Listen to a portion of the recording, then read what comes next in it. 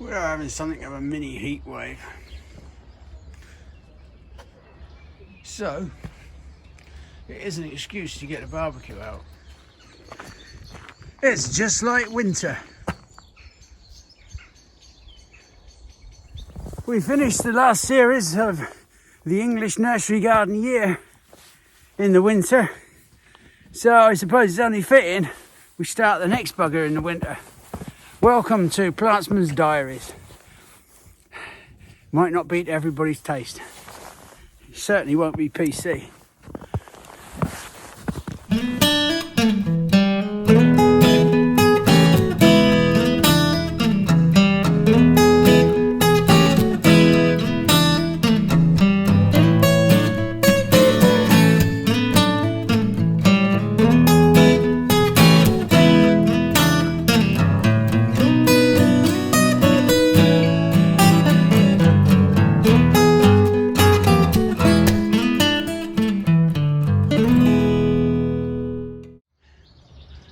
It's not a proper barbecue, is it? Let's be honest about it. It's like an idiot's barbecue. There's no real skill in using the thing. I suppose some would say there is. Yeah, I'm probably being too sweeping there. Let's have a little look. Wow. I don't have firelighters, so I use a bit of paper, some charcoal and a few bits of kindling wood. So you get a load of crappy smoke for a while. But I don't like all those firelighters really. Yeah, they're really chemically smelling things. Yeah, it's alright. There's a lot of mank and mould on the outside of it, and the grill thing was mouldy, so I've had to scrub it. But I'll get it in there in a minute and get it up to about 700 degrees.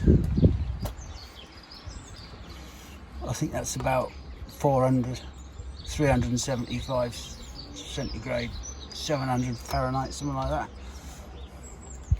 It's hot. They're very good. If you have them on low, you can cook like a brisket or something. There's a lot of these barbecue people, they have one, and they have all these fancy recipes, and they rub it, and they kiss it, and they cuddle it, and they play around with their meat before they stick it in the oven. That sounds a bit rude, but you know what I mean. They put all sorts of herbs and balms and spices and stuff on it. So Lisa don't like it. She doesn't like anything that tastes herby or spicy. She just likes like fish and chips and scraps. Scraps are like the gunge that goes around the outside of the fryer. It's a northern thing, I think. They're horrible. Like, why would you want that? Why would you buy the gunge off of the fryer? But no, they have it with these crushed peas. They call them mushy peas. Fuck me. I live amongst barbarians, you know. Do you mean you piss behind the wall? Yeah. Oh, that's disgusting. Today I have pissed in the woods when the customers are in. I have discretion. I go into the woods. When they're not about, I went earlier and I pissed over there by the stream. Oh God, that's disgusting. Right. Yeah, but it makes me laugh when I see John going through that border. Right. What's this? It's come off the tractor. The sign off the trailer. It's where you got the trailer from all those years ago. Right. I'm on potting the conifers. Right. Up here in it's actually quite pleasant in the sun up here. You got quite a lot, haven't you, to do? Little ones. Oh yeah, they do. Yeah. Well, I'm quite happy with how far I got through here. Got all these ones done because I mean before I started, this was full. Like, there was not a space here. There was loads of spaces. Yeah, but they don't even know that. There was only like a quarter of them here. No, it wasn't. Wait, you can see how many I've done. They're all over there looking lovely. Every week, it's quite. Yeah, do you quite like having this mobile potting bench? Well, I do, because I said when I was doing the Delphiniums, I could just have the radio as loud as I want. and you're down there closer to the bell, so I can sort of ignore the people for the most part, unless they come and talk to me, in which case, you know, I kind of have to speak to them then. It has to not be rude. Oh, what's happened to those? No, that's not it. They're buggered, aren't they? They are buggered. So you're just potting on site? Just potting on site, yeah. I've got this little, I have no idea what this is off. I found it in the wood pile. I've got this so I don't compact the ground too much. You know, where I'm standing, because over there by the delphiniums, I've like made a bit of a mess in the grass. But here, I'm not gonna. No. Yeah, I'm just potting on this one big chamois cypress. I think this is silver threads, isn't it? It's the same as what our hedge is there. Our hedge that is not quite half dead now. It is suffering, isn't it? You're gonna have to come out. Yeah, something's gonna have to go. Yeah, that'll be a little job for you. It's a little autumn or winter job, that. Yeah. So these are the ones you've done. Yeah, these are the ones I have gone through and done. So we've got some, I mean, there's a mix of some of the bread and butter ones. They're just all sort of mature ones. There's even some, if it one update from, I think, when was it now? Last March now, from 2020. Some things Right. that I was transplanting out the conifer border that Malcolm filmed. So there's the little castings. I think that's the one you actually filmed with transplanting. Right. So now I'm happy. It's nice enough now, isn't it? Yeah. Hold it up. I can see Little it. casting. It's a little beauty. Yeah. What price will that go out at? 40 quid. 40 By quid. £39.95 if you want to If you want to treat people like treat idiots. people here. But it works. But yeah. Funny So, that, isn't it? so I mean, there's a few of these. Like this dam's dwarf was one I transplanted. That was a Clara Siciliana. So, I mean, there's a mixture of some. I say some of the bread and butter. I mean, this, although it's one of the more common conifers in terms of like where it's not so common, but this juniper compressor, it's sometimes called the Noah's Ark juniper. I love it. As long as it hasn't reverted, which can often happen, but that's an absolute perfect specimen. Somebody bought one today that I thought would have been not for sale, but it had the sale. So, Whipple or something? Whipple? Wimbachii? It was a tall thing. Oh, Wissellii. Yeah. Yeah, I decided to sell it.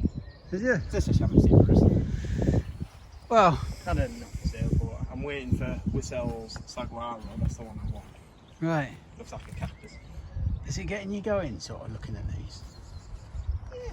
I mean, I've got Frank here. My pair of Franks. I just love it when people are just stupid with names and stuff. You don't get that in all these new fancy shrubs or different things. That's just a plant. It's called Frank. Yeah, it's good, isn't it? It's just simple. There's a pseudotsuga we have down there called Fat Doug. Fat Doug, yeah. Fat Doug. There's also one I want to get. You get in trouble now if you called it that. Well, that is its name, isn't it? Yeah, that's its name. And there's even one I want to get my hands on. It's a pine called Jim's Curly Chest Hair. That is its name. I want that plant. You're not going to get that with the Burberrys, are you? So like, No. Jim's Little Prick, or anything like that. No. There's just no humour in the more commercial stuff. Whereas these, when they're rarer and few far between, you can have a bit of a laugh. Things just aren't funny enough. Hey, where are you going? Having a wander. Come over here. Sorry, Malcolm, it's gone 4 minutes past 5. She's clocked off now. Is that what it is? Regardless of the fact she didn't get here till about 10 to 9. Yeah. She was later than me. And I didn't get here till 1:45. I feel hurt by that. Oh, and this one. This is one that was given to me by this conifer friend. That sounded really sad when I said it out loud. Oh, yeah. Yeah, What is it? Kirimen. Chamois cypress obtusa Kirimen. That is really, really funky. Yeah. It's a bit... It's interesting as opposed to beautiful. Speaking of which, you alright, Clara? No, that was really mean, wasn't it? That wasn't very That nice, really was mean. it? He's I know. taking the piss. I'm sorry, Clara. Clara. I called you interesting then. I am interested. Yeah, I am interested. it's getting worse. I'm interesting. It's true. Oh, this is the main one you'll have to see, come and see, Malcolm, that I'm happiest about. Because this is why having the conifer border works so well.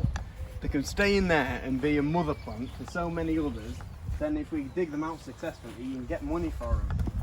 Because this Shadow's broom here, I mean, it's a hell of an age, this plant. It was in the conifer border. I wanted it out because it was so big and I had a young one coming on. So I took it out and transplanted it and it survived. So now, 125 quid if you want that. And if you grumble at that, you can sod off. But if I want to, I mean, it'll be, I can roughly age it. 1, 2, 3, 4, 5, 6, 7. Is he sad? I'll be about 8, 9-year-old plant. Yeah. So, and I think that's quite fantastic. Do you? I love that one. Yeah. I have to say, it's not doing it for me. It's not. I have one at home that's sort of short, fat and round, and I don't know what it is. It's like flat topped. It's the same sort of thing, like Pasir abies. Oh, and like a proper bird's nest shape. Yeah, but it's like flat topped. I'll send it over because it's like.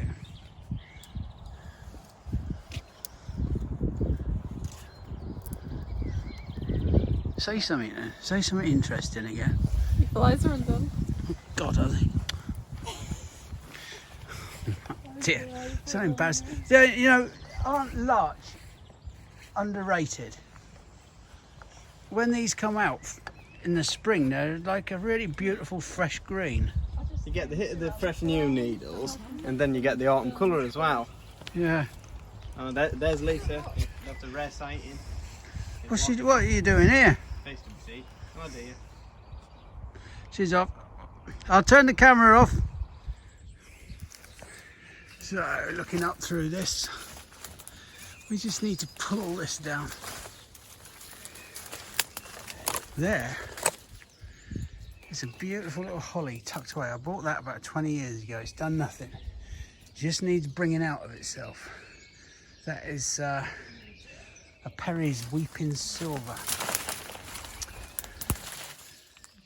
I'm gonna make something of that once all this stuff's clear. Well, we're not exactly getting very far.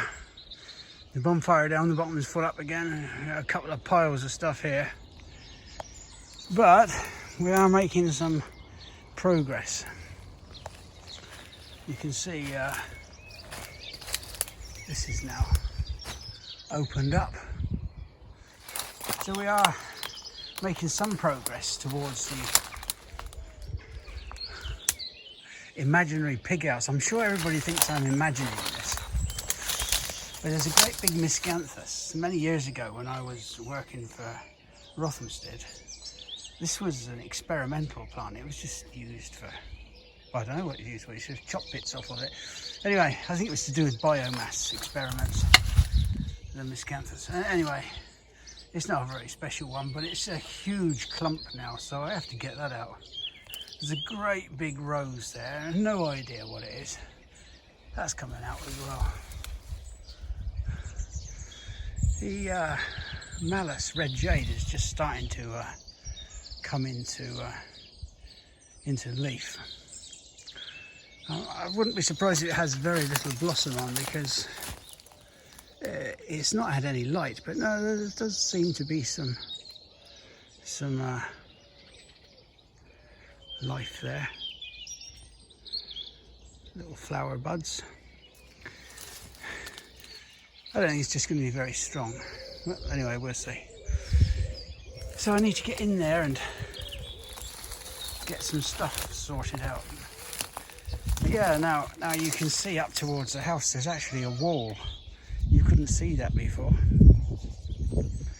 I'll get this ivy off of it. And this is the Perry's Weeping Silver. It's not very it is very nice. You can see it's actually weeping, but I need to accentuate it somehow to get the most out of it. Probably trim out some of the lower branches. With that, the red jade and that lovely maple that I've cleared out, it should look nice here in a year or two. I didn't even realise I'd got this. It's a great big clump of veratrum. I think I might have to, well, it's probably a bit late now, but that could go over to Eggleston. They can buy it off me next year. I ain't giving it them. And I just need to clean out this arbour. It's not really doing very much, is it? There's a great big Berberis at the front called Hellman's Pillar, and that needs to come out. I'm sick of that. It's a bloody horrible thing. It's not much of a pillar, it's more of a vase. They should call it Hellman's vase. And I get in there, I'm not sure if I'm going to be able to redo this arbour. I'll have a look and see. It certainly wants a seat and some new wooden bits, but we might be able to do something with it. Yeah. I'm always saying I'm knackered. Let's just have a look over here. Now, I finished this last week. I cleaned up the bottom of that. Do you see how nice that looks with the Judas tree going up through it? Let's just step back a bit. Yeah. There's all sorts in here. That's that was hidden.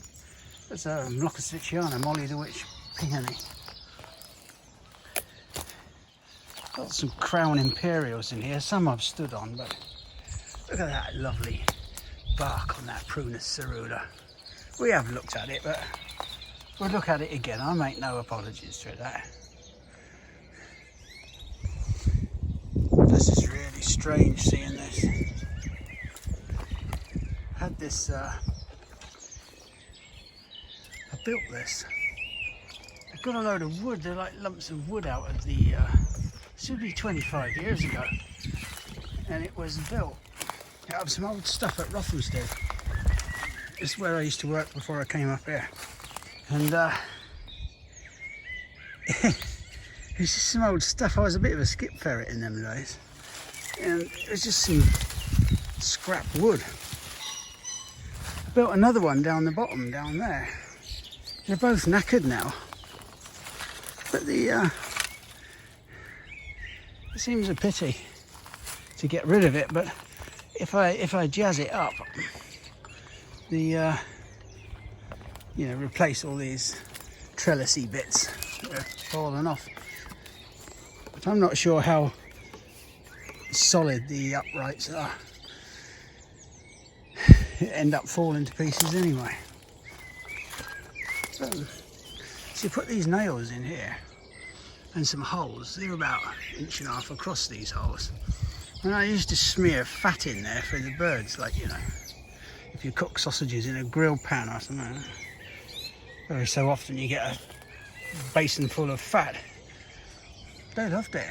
You just mix a few seeds in with it and things. And they'd perch on there and stick their beaks in there. It's funny how you forget these things. I wouldn't want to put my ass on that seat right now.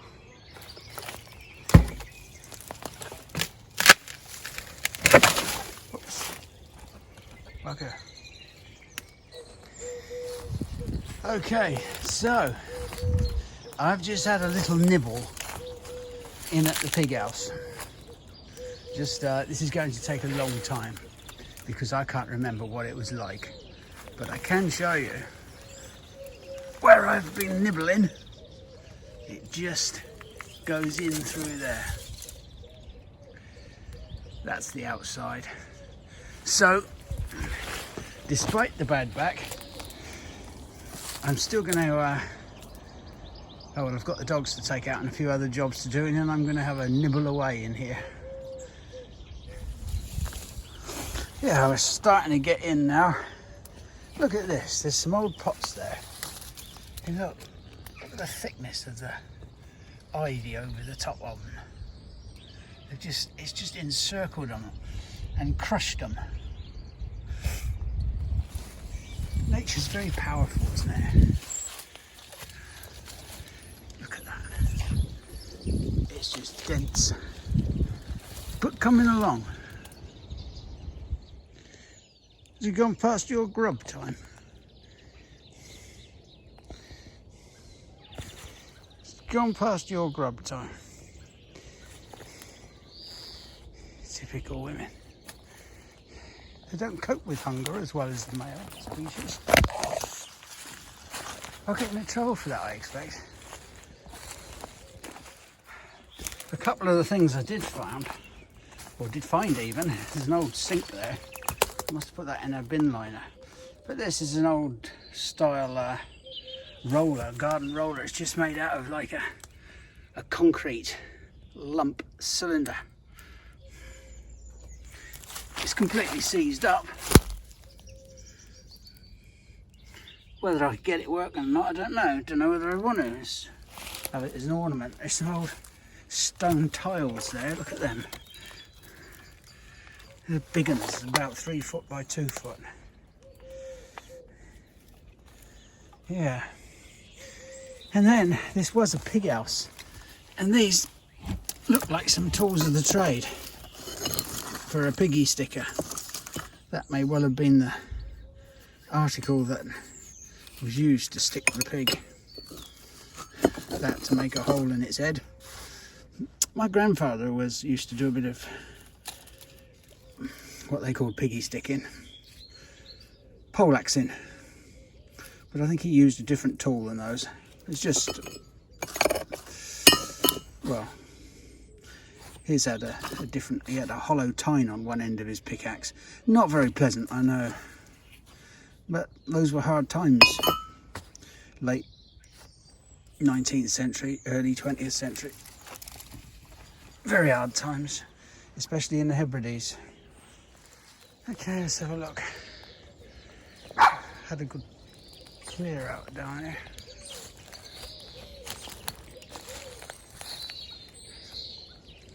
You'll find it's really starting to come together now. Well, come together, it's coming apart actually.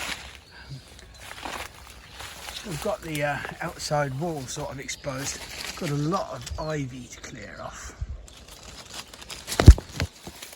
It's interesting, huh? There's a metal section there, I don't know what that was for. Then the sty part of it, you see. Then you come and have a look round here. If you go in there, this is the run of the place. You can see here, that's just a couple of old bins. There's all sorts of rubbish in here. It's been here for 30, 50, 100 years, I don't know. And then I've cleared that off. But this was the sty section, I assume, where the pig would have lived. But you can see, as I go in here, look at that. There's a bloody great tree there. That's thicker than my thigh. And it was grown on the roof. It was grown on the roof years ago. I don't know what it is, probably an ash or something. But it's the roof has collapsed in on itself. And the ivy has just bound it all together. So one of the things I'm going to have to do is get in there and clear that lot out. I don't know what's under there, look. Could be somebody's granny under there. I remember I tried to prop the roof up about 20 years ago with this piece of wood. And now it's bound in by ivy. I can't move her. I can't move the twat. See? It's all very interesting. There's a little load of clay pots there. I looked at them earlier where the ivy has ground them to pieces. So there you are. There's a lot of work to do there. Whether we can turn it into something like a potting shed or not, I don't know. I'd have to talk to my mate who's a builder. He'd know. I'm not sure how it would go with the wall and things. Anyway, we'll have a look. Looks nice though. Evening sunshine. You're still waiting for your grub, aren't you? The evening sunshine makes it look completely different now down here. compared to how it was. And you can see through the weeping trees now. Got immense potential.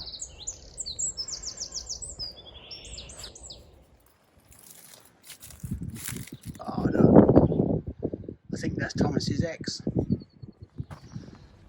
So, oi, the saxifrage potting doesn't interest you? And for some reason, I don't know why, but no. Maybe it's just this coronation chicken sandwich. Yeah, but I'm potting up Vivaldi. Bollocks to you then. Hey, Pepper, do you want this? You. Come on, Clara. I'm Look just at those. yeah, I'm just filming what Helen done today. Yeah. She's made a nice display up outside the things. There's some quite unusual stuff here. There's Primula roseum and Lisa's Lathyris vernus, the nice pink and white apple blossom one. There's oxlips, cowslips, drumstick primulas, lots of daffodils, smelly old fritillary crown imperials, and some unusual daffodils. They're real beauties, sort of orange glow to them. And the white primrose, gear white. And then some of our doubles.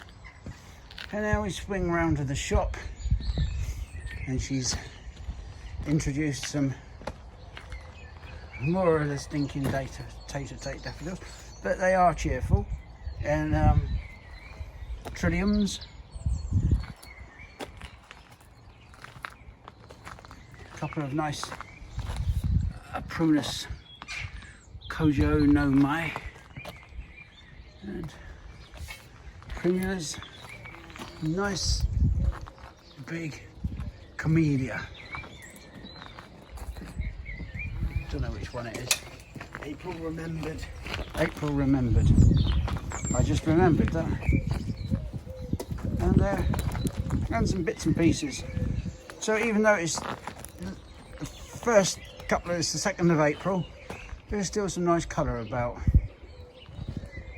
It's primarily yellow as Helen found today. Yeah. Look at that. Somebody hasn't put that pot there straight. Bastards, eh? Don't get me started. Customers are barely bearable as it is, without making themselves do that. It's labels. It's labels. Last year I was on videos when people take the labels out of pots to read them, and then don't put them back. And just leave them flopped around all over the place. Or stick them in the wrong one, so you end up with one double labelled and not. Yeah. And then somebody comes along and says, "Your plant's labelled wrong. It's a blue flower." But And then you've got a again, red you can't label. really complain too much about some plants being labelled wrong. When someone goes to print a load of delphinium labels and reads Olive Poppleton as Molly Buchanan. Who did that? I don't know, Malcolm. Was that me? Elderly gentleman, poor eyesight. Does that narrow it down? Well, my old gentleman's only got one eye anyway. With massive what? Massive badonks. Massive milk trucks.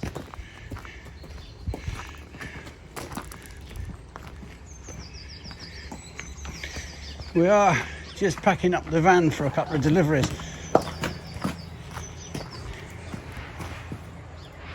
It's nice when people come in and they ask you to advise them on a couple of special trees. Because you can sell them the most expensive things you've got. Great. Yeah. No, we've got an Amelanchier. We've got a Stiffy. Have you got that? Thomas has got the Stiffy. This is Stiffy. I'm really proud of these Stiffies. You've trained that way. Yeah. Rather than it being top worked, which is where something's grafted. This one is just grafted at the bottom and trained up by Thomas's fair hands. And that is a quite marvellous stiffy, isn't it? I'm trying to, I can't not sniggle at that, unfortunately. It's a long What's one. it? A large stiff weeper is why, hence why we're calling it stiffy. For Yeah, those who were we're probably a not- bit confused. We're not really being But- smutty. Yeah, if you can imagine that, because now it's got to that height, it just has to do its own thing. I'm not going to cane it any taller. But when you imagine these branches that are up at the top start hanging down like that, it's going to be beautiful. I think I'm going to have one at Sunniside. You keep nicking all the nice stuff. I know. You do know you still have all that crap at Lisa's that she's got round there. I know. You have Well, to take I'm that as hoping- well. Well, you know, it might have an accident in the summer and stuff. You know, that Ellie Agnes and crap like that. Why would you want an Ellie Agnes? I don't know. Do we sell Ellie Agnes? Yeah. Do we? Fucking hell. Anyway, there's the stiffy weeper, which is really, really nice, isn't it? Yeah. There's just, and then there's the Cornus controversa variegata. There's an Amelanchier and a multi-stemmed Acerglycium in there. And I am very proud that they're buying those plants, because not just because we're selling them, but because they asked our advice and we've recommended them. Oh, hang on, I'm just, you know, raking it in for you, Malcolm. You'll be raking it in for yourself next year. Get some practice in. Yeah, well, these beautiful, colourful winter willows, which we leave the stems up for the winter, because they're absolutely stunning. I mean, the colours go from yellow to bright red, and they're absolutely stunning through the winter, make an ideal plant. But in the spring, we really need to give them a good prune back, so we come back to 1 or 2 buds, and this will encourage new growth. It also keeps the plant tidy, otherwise it's going to grow far too tall. But we'll get nice new shoots coming up later in a few weeks, and then it will look exactly like this all the way through next winter. It'll look absolutely stunning, but we just keep it in check by giving it a good prune. Yeah. Do you know what variety it is, Clara? The Alba. Oh. Yeah, it's Salix alba britsensis.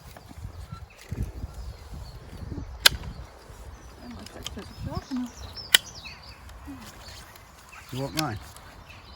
I don't know. I think I just need to Make sure you get rid of any dead wood in there, Clara, because dead wood's no good. No, it's not nice. Not going to grow.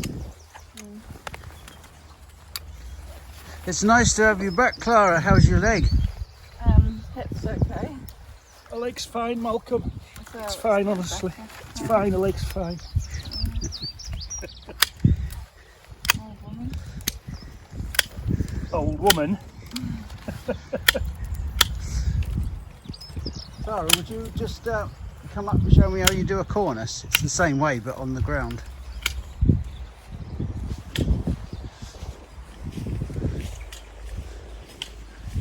These all have to be done. These are Cornus alba.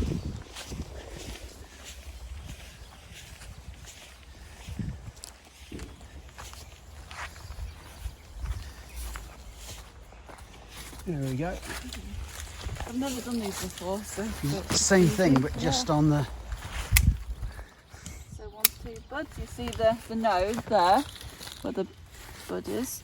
That's growing new shoots. So these are beautiful when they're in full colour. Even the green's quite nice, like a lime colour. So.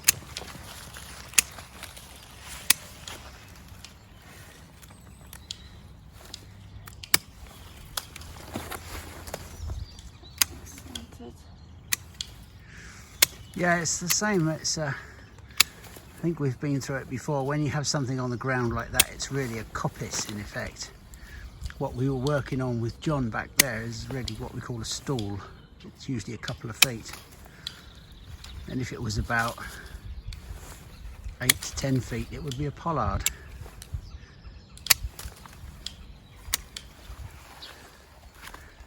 This has got beautiful dark stems, the Cornus Castle Ringii. And I'm just going to cut this back the same way. Oh, I think I must have stuck, sorry. I think I need them sharpened. I'll bring a sharpener in next week. They're a bit loose in between the gap there. I've been using them so much. Where the beauty this one is. Well, we've pruned this beautiful willow back now. Must be about 15 years old. Malcolm reckons when he just popped it in, so it's been pruned back hard, quite well every year. And this is basically what it looks like. It looks like we've just massacred it. But believe you me, give it another 2 or 3 months and it'll be shooting away. And next winter it'll be like it was before I started pruning, with beautiful colour and fantastic for your gardens for winter colour. So it's ideal for buying. That or one of the dogwoods, fantastic. So it might look a bit harsh, but it does it good. It does, John. Yeah, they are beautiful, beautiful plants, and flower rangers love them for putting into displays and things, winter displays. Now these are suckers, and these are suckers of Populus tremula, the aspen. And John is going to dig up a dozen of those, and we're going to pot them up because they're going to need them next year. Clara is very subdued. You're very subdued today. I'm just cutting some of the dead out. What's that got to do with being subdued? Quiet. Yeah, because I'm concentrating. Oh dear God. And I said to Malcolm that I prefer to call this a galaxy just because of how it looks a bit like a galaxy. I think this is a bit better. Like you see with the like whitish Galaxy. Yeah, like it's like a galaxy colour. Well, I think it is through my eyes. What's a galaxy colour? I don't know what a galaxy colour is. It's like, you know, see, look, it goes like green as being the earth, and then it goes through like the colours until it gets real purple and almost black with the Really? you know, little spots, speckles on it. What, they represent the stars, perhaps? Yeah. Let me have a close look at that. See where you're. Not sure what they represent yet. Maybe the ships. The beach, I don't know. You bloody crackers! I know.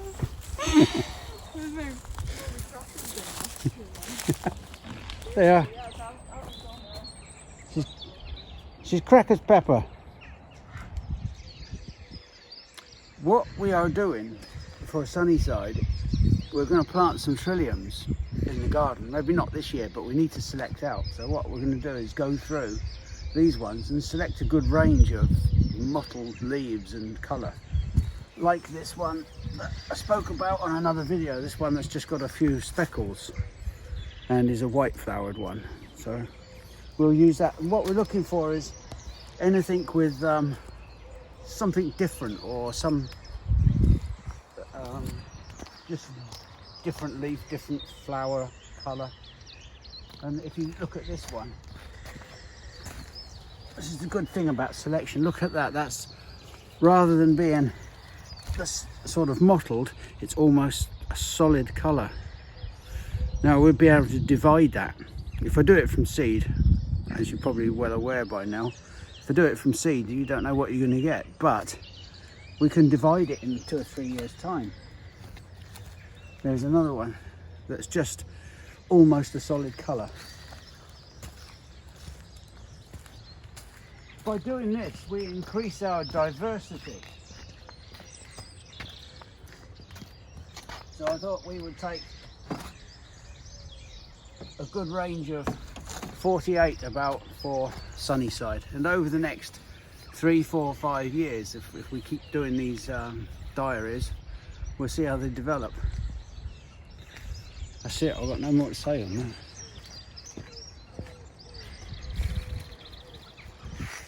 I think that's not a bad idea. Okay, what we're doing here, these are some of the Lathyrus vernus that Lisa did last year. I think they were done last year from seed. And they've done quite well, but they need cleaning up. If you look here, they've got a lot of liverwort and stuff. So all we're going to do with these is just scrape off the liverwort and the moss. Just get your fingers in there and get the worst of it off. It depends how much time you've got and what else you've got to do. Whether you want to fart about, you can get something in there to pick out the moss. But it's really the liverwort that's the worst thing. Don't matter if a few bits of root come off with it, it'll soon grow back. And then all we're going to do is just drop them back, just rough up the collar, you know, drop them back in the pot and top them up with some fresh compost. Now, of course, when you look at those, they've only really been topped up and they'll fill up the pot quite soon. As I was saying, we just top dress them, put a bit more compost in. Now, while they are going to stay in this, they are going to fill the pot rather quickly. So these will go into a 3-litre pot in a couple of months' time. After they finish flowering, they'll concentrate on producing shoots from the base here and dormant buds for next year, and then away they go. But what I'm also doing at the moment, we have some hellebores that we bought last year. Now, most of these hellebores have PBR. We're not allowed to propagate them, so they have to come from a central point. Unfortunately, they came quite late in the year, and some of them haven't done very well. They've just been stuck up the garden, totally unloved. I mean, look at that. I mean, fuck me, what's that? I mean, let's get that out. So what we have to do here is we have to sort of clean them up. The root is mostly grass root and stuff. So really, again, we need to really, as with the Lathyrus vernus, we're just gonna drop them back in the pot, and then we'll just top dress them. Some of them are okay. There's one or two here that I've taken out that will go into a larger pot, like a 1.5 litre pot, and we'll just put those in there and dress around. But like a lot of woodlander plants, they do it like the sort of the litter and the fungus of leaf mould. So we're going to, as we do with trilliums, this is just some of the leaf mould from, you've seen how I make that. And we're just going to top the plant with a 1/2 inch to 1 inch of leaf mould. The same with the little, I'm going to cut that old leaf off. The same with these. Again, we're just going to overfill it. Now there's that sort of like a mycorrhizal fungus on this leaf mould, and it really, the plants thrive on it. They love it, these sort of woodland plants like hellebores and Paris quadrifolia, the what was it, some of the primulas, the trilliums that we do. They really respond well to it, and it also helps preserve a little bit of moisture. So hopefully, once we've sorted all these out, I mean, in there is a hellebore. You can tell the hellebore's in there because there's a few hellebore roots at the base, the brownie roots. So if we just, I know that poor little bastard. You can see a little bit of root there, but the white root is from this fireweed. There he's coming out there, you can see him. Look at that poor bugger, completely unloved. Nobody cares for him. I know the feeling, son. You know when nobody loves you, and all you do is exist, to do jobs, work. There you are. Now look at that. Again, I'm just going to chop him off, the poor little bastard. Look, oh, he's already sighing. I can hear him sighing. Oh, thank you, Malcolm. You love me. Yes, I do, little fella. This is one called White Picatee. It's a nice white hellebore, and the Picatee is like a red pencil edge around the petals. Now that should get away beautifully. I'm going to put him with his fellows there, and that's what we're doing. But if you look at that, I mean, look at that. Look, poor little thing. And that one, well, no, you see in there, look, he's still clinging to life. Clinging to life. Somebody please love me. Look at that. Thank you.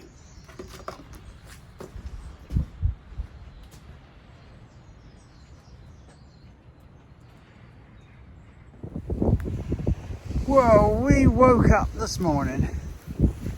What is it, 6th of April? 7th of April, something like that. Easter Monday. We woke up this morning. Every layer of snow.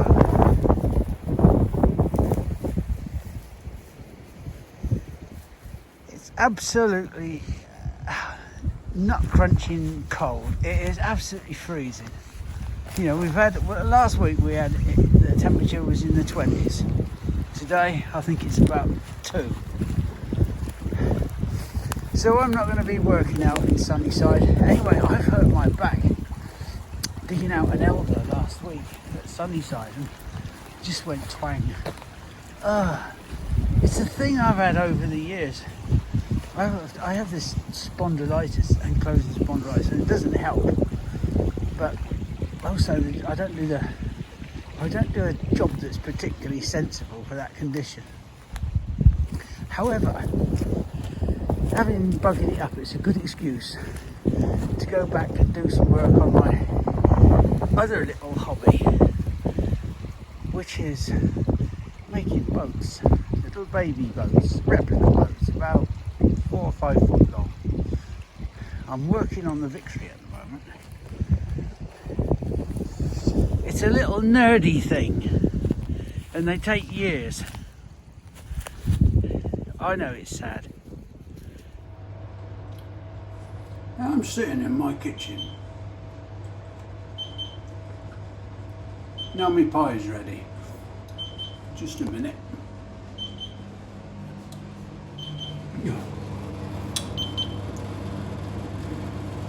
Oh, whenever I'm filming, something happens.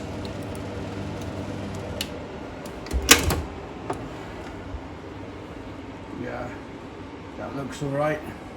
That is a hairy biker's recipe. Chicken, ham and leek pie. Anyway, let me get back to the fucking bramblings. Well, I've spoilt my own punchline now. I'm watching these birds. That one there on the right of the two is a brambling. Now, they're a lovely bird. And the one that was to the left of it, which has now disappeared.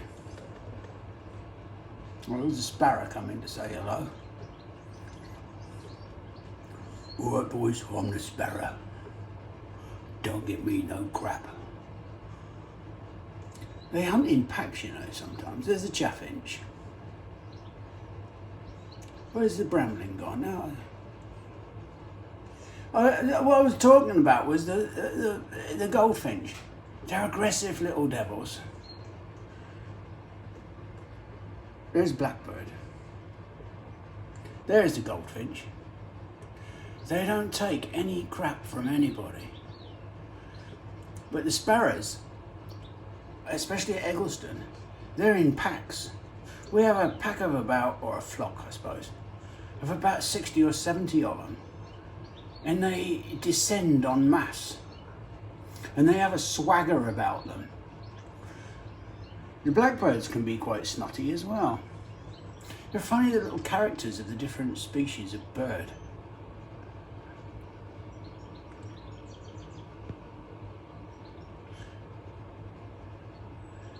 Ah. There's nothing very rare here. Look, there's a blue tit gone down in that feeder there. And there's another goldfinch up there. See, now he's not liking the one going down in the feeder. It pisses him off. The blue tit's going back down. Now the goldfinch is having a look at him and thinking, what are you doing down there? He wants all the nuts for himself. Now there, I think it's the brambling again. I'll go on about the bramblings because they're not necessarily a common bird. I mean, they're common around here, but not in all parts of the country. I'm not sure this is going to come out with shooting it through the window. And you really don't need my waffle, do you?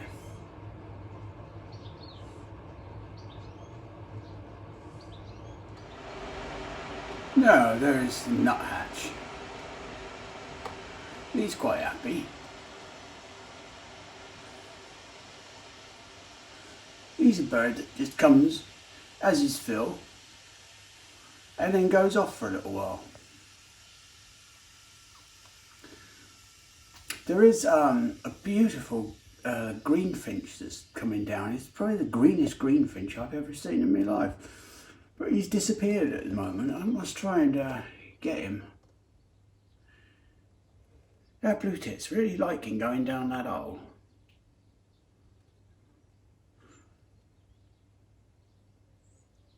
They are fascinating. You know, I could sit here, well I do, sit here for ages just watching who comes and goes. And there's a sort of hierarchy.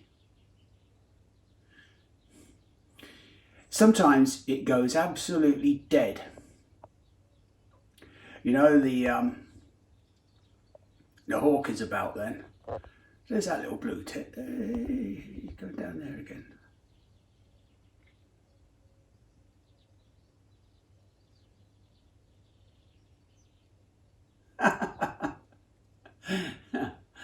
Oh, they're wonderful. What would life be like if you didn't have something like this to look at? It'd be dreadful. I'm not sure what that is there. Maybe it's a young chaffinch, perhaps. So at the moment I'm working from plans on the latest ship, which I've been on for 2 or 3 years now.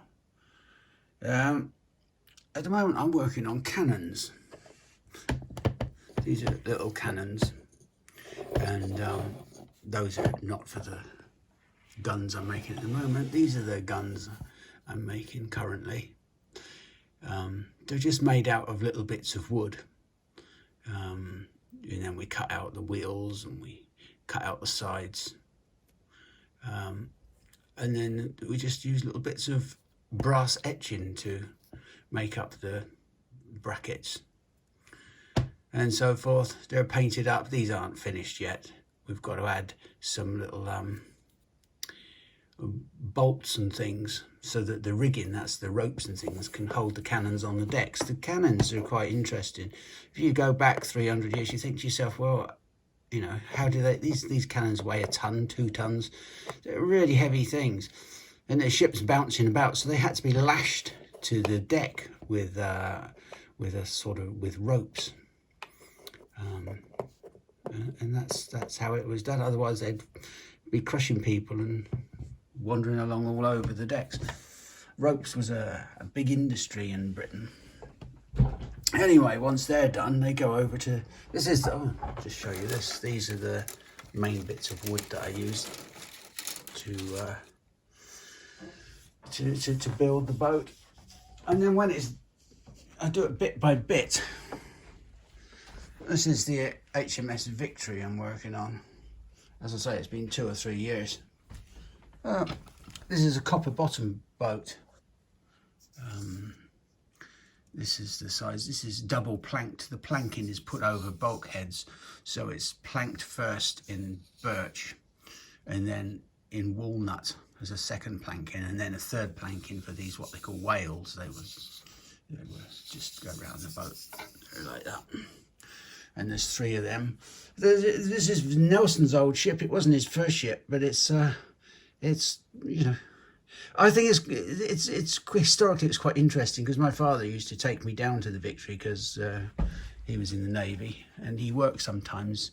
He was in Fleet Air Arm. He worked in the on the Victory sometimes. It was in dry dock, and all of the cannons go inside. I've done the lower 3 decks, and I've copper plated it. This will be about 4.5 foot long when it's finished. As I say, it will be about 4 or 5 years.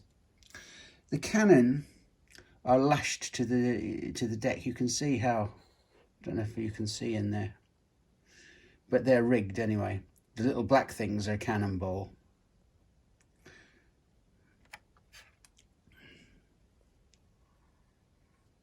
It's quite rewarding. It's a very fiddly job. This is just masking here. I'm using that for because I have to paint the inside of these bulkheads and fill these out. It takes a long time because each of these gun ports, they're lined with like a windowsill almost, but they're lined with wood.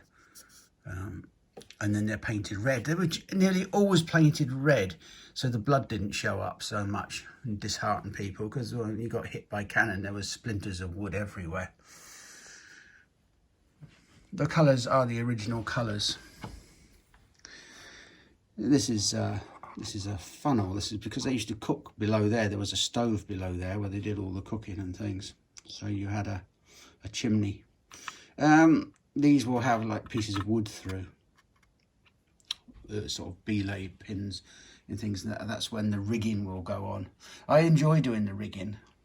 The building is okay, but it gets a bit monotonous, but the rigging is interesting, and the masts are made up in sections. They're not like one big long stick.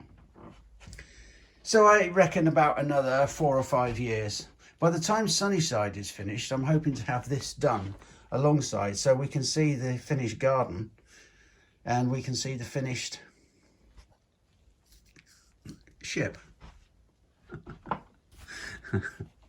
It's a sad old life, really, isn't it? Hopefully we'll finish them together and I've got enough time, but I'll keep you posted. You know, on my grandfather's croft, when I was very small, when he was working on the island of Mull, it was, in a place called Pennygale. And he used to have an outside toilet, and it was moss in a bucket. If you wanted to wipe your bottom, you used moss. Now, I remember this quite vividly because, well, not to put too fine a point on it, he used to get bramble thorns in it sometime, and it was the most unpleasant sensation. It's just another thing of we get nostalgic about the old ways and the old days. Bugger that. I had a sample of that and I don't fancy it. When we came down to England, I had an aunt and uncle over near Risley in Berkshire.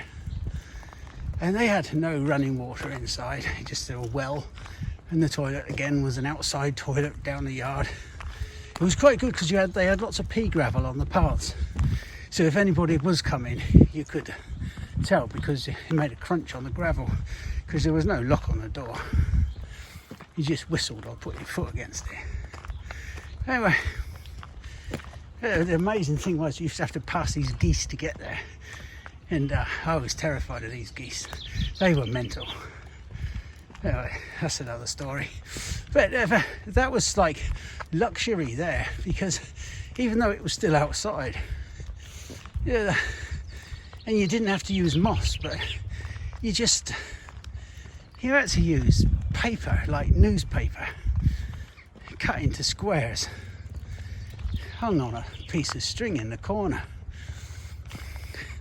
You didn't so much wipe as spread. It's like that Isel stuff we've spoken of before. But a newspaper, and then you used to get print everywhere on your fingers. I hate to think what you got on your ass. You never see that though, do you? I do not know what this has got to do with plants and gardening. It's just one of those little witterations. A wonder and a witter. He's feeling his age now. How are you feeling your age, little boy?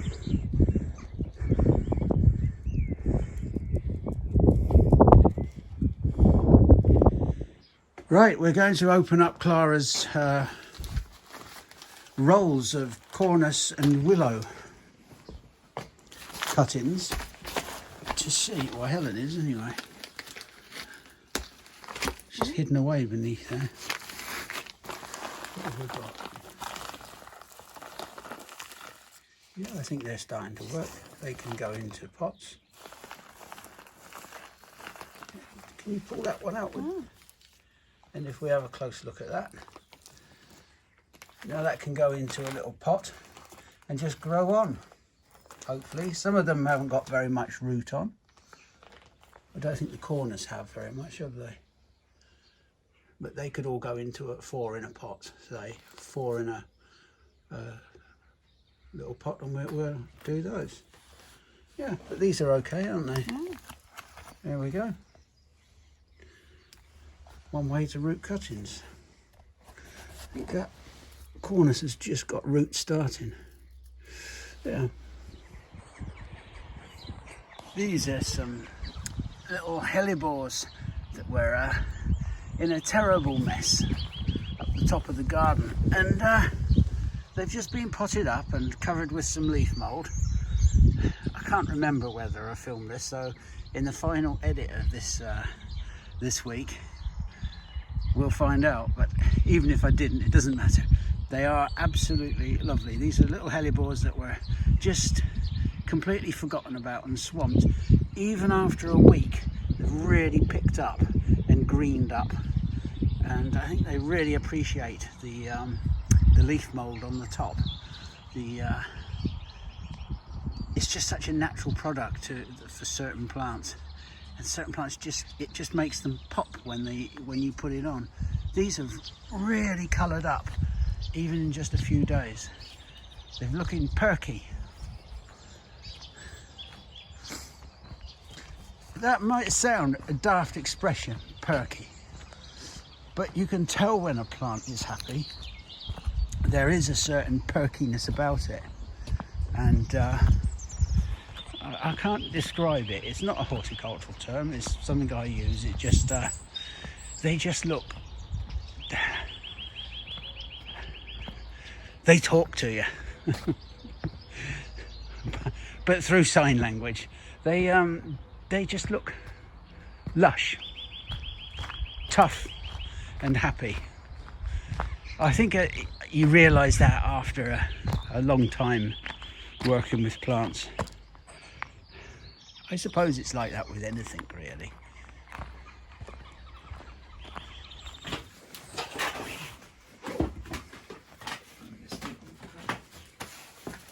Are you filming now? I am. Alright. Well, this is just a little update for people who may remember last year when I dug up a cephalaria and did some little nibs or divisions off it. Cephalaria gigantea. Cephalaria gigantea. And this is what we've got probably half a year on. They were done the 28th of July. And this is what we've got now at the 1st of April. They are going to make some plants. Going to make some pretty decent plants. As you can see, in the majority of them, there's some that have been a little bit weaker that will just go in a bit smaller pot, but see there. I mean, that one's got 4 pieces coming on it. Could you describe it? Well, it's commonly called the giant scabious, and it's got typical sort of scabious, little pink cushion-like flowers, and they're sort of a pale, creamy yellow, but it's about 8 foot tall. Yeah. Hence giant. Yeah. And the ones we've got in the borders, the reason we like to dig it up, or we'll probably, I mean, I did some seedlings off it as well last year, but we like the clones that we've got are reliable and we know they're good, because you can get Cephalaria gigantea when it's on like 5-6 foot, but the ones we have on the board are massive. It is a handsome thing, and the flower is beautiful. Definitely for the back of a border. Oh yeah. You have to have plenty of space for it, but it is a quite spectacular thing. And that's it. Pop it up. Just like that.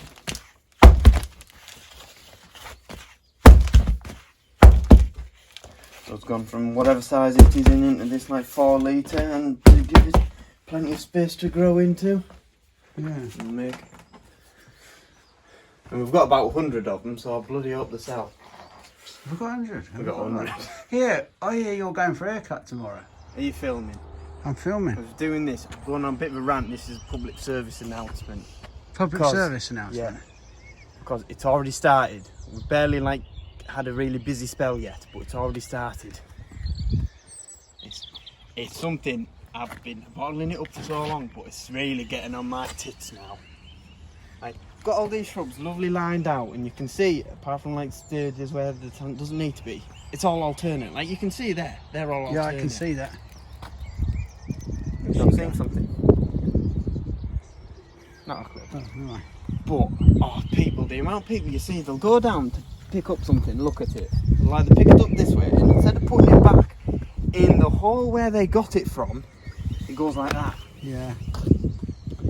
Or they'll pick it up like so far, leave it in the hole it's in, but then leave it at an angle. So the water doesn't. And that's get it's not such a problem for us yet, but when it comes to water in, it's just gonna rush straight off. Yeah. And it's just getting on. It's just starting to get on my tits now. You know, it's not hard to like. Isn't figure that a out big? That's alternate. Or put it back where you picked it up Yeah. from. Just on the same Don't get me field. started on the people who'll end up leaving like a perennial that begins with A down in the shrubs that begin with W. And I know you see, I can't really have a rant. People can't take me seriously when I look like this at the minute. I've got my bloody hairband on. Don't worry about it. Don't worry You about know. it. Right. And what you end up having, if we don't notice it or don't correct it, particularly with a perennial when it's going quick, you'll stick it in at an angle so the plant will correct itself. Then we'll go and flatten it and the perennial looks like that. Because it's trying to get to the sun. And it looks fat. It looks like that. Is it getting to you? It is. It's getting to me now because it's already bloody started. It's only the beginning of April. And it's only bloody 2nd of April and it's already beginning. It's not there. What's she saying about me? She said you're a dick. Look how big that one is. You've got a competition now. You two have. It's meant to be serious little, you know. However, it's serious it's discussion, shriveled a up. serious segment Due of to the the video. fact that the sun has been on it for a long time. What's been on it? The sun's been I'm on not what? a dickhead, Oscar. We're probably going to get too rude language on the video. Yeah, we don't want any rude language because I get into trouble. And then From the time who's thrown that fir cone at Pepper? I didn't, Malcolm. I didn't throw it at the dog. I would never do such a thing. Well, you threw it at Clara. Oh, that's all right. Don't worry about that. I haven't been very well this last couple of weeks, but I made a very speedy recovery when Malcolm told me that he was going to take over Poetry Corner today because he'd found a nice limerick that he thought would entertain people. Anyway, I was quick out of bed and up here with my poem. I can't have him lowering the tone anymore, although actually I am quite curious to hear about this limerick. And you know, I know he's going to share it, whatever he says. So, well, my poem today, it was going to be a love poem, but Malcolm gets the heebie-jeebies. He comes out in hives if you mention anything romantic. So I'm actually going to do a little poem about spring from someone called Frances Cornford, who's a 20th century poet from Cambridge, and I hope you like it. Spring morning. Now the moisty wood discloses wrinkled leaves of primroses, while the birds they flute and sing, build your nests, for here is spring. All about the open hills daisies show their peasant frills, washed and white and newly spun for a festival of sun. Like a blossom from the sky drops a yellow butterfly, dancing down the hedges grey, snow bestrewn till yesterday. Squirrels skipping up the trees smell how spring is in the breeze, while the birds they flute and sing, build your nests, for here is spring.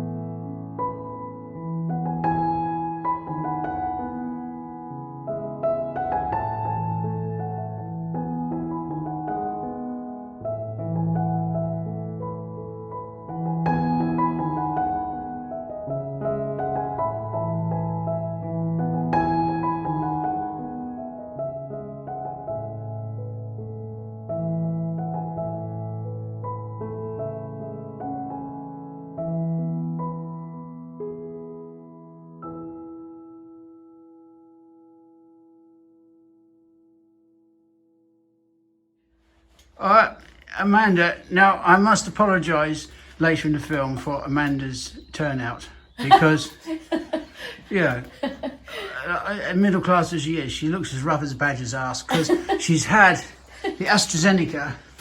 Was it AstraZeneca? It was the AstraZeneca. And you've been really ill, haven't you? I have been quite poorly, but I wasn't going to mention it was the jab in case I put people off. Well, people need to know that. I hope you feel better soon. Thank you. I look very sick. You do. You do. 2 weeks, isn't it? You've been. 2 weeks I've been unwell, but I have been very brave. It has to be said. You haven't, because your husband Phil has been doing everything for you. He's been running around like he usually does, That is embarrassing the rest of the male population with his kindness and goodness and wholesomeness. He does make you look quite bad, but does. then that isn't a challenge, is it? Are you not going to show me your eye, Malcolm? Because you're poorly as well. No, I'm not showing that Maybe because it's horrible. Wait till Halloween for that one, maybe. I've had a hemorrhage in my eye today. Another one. Poor Malcolm. Yeah. We're getting old over here. Yeah. Go on. Fuck Right, off I'm now. off. I'm off. Thank you.